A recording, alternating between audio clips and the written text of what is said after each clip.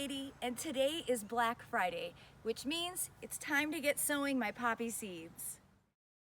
I'm thrilled this year to have gotten my Baker Creek heirloom seed catalog, and I immediately placed an order, and that's why I have all of these really beautiful varieties to be able to grow. A few things about sowing poppy seeds. I'm talking zone 6 through 8, okay? I live in zone 7.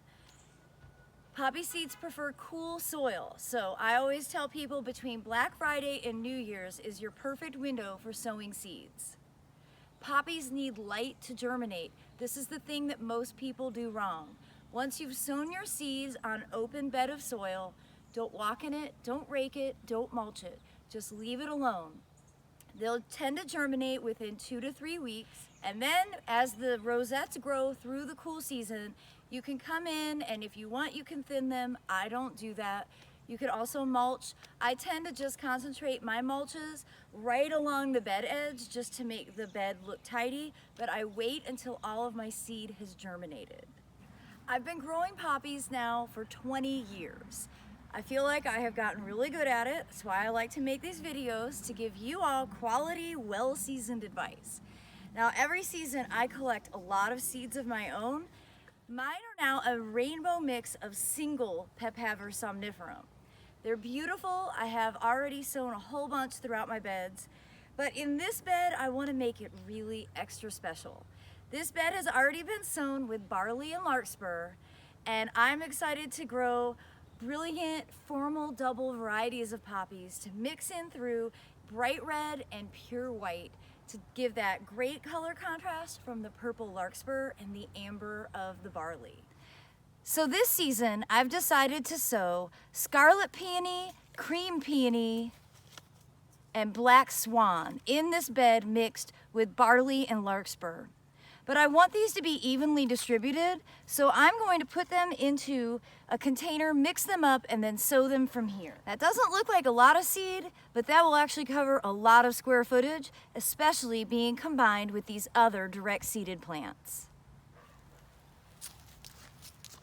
I always get a ton of questions about sowing poppy seeds on unprepared hard packed clay. And no, that is not what you should do. Here's the deal. Poppies have a really thick taproot, which is partly why they don't transplant well, which is why you have to direct seed them. But in order to get them to germinate, you need to spend some time and energy improving the ground you grow on. Soil health is 80% of my focus as a home gardener. That means only 20% of my time and energy gets spent in planting. Soil health is everything.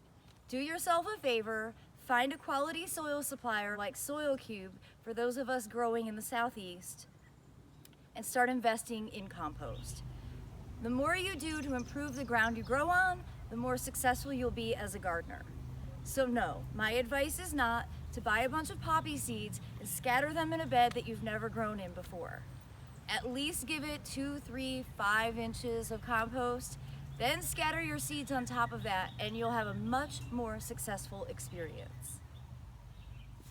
As an experiment, I'm going to go ahead and toss some of my homegrown poppy seeds in this bed behind me where I've done zero bed prep.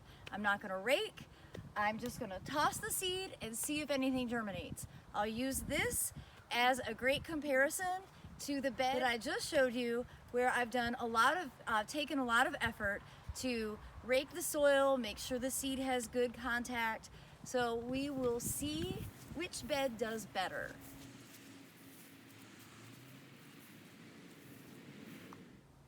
I look forward to sharing updates as all of the seed germinates, grows through the winter, and blooms in April and May. Thank you so much for watching. Happy Black Friday! Get outside and sow some seeds.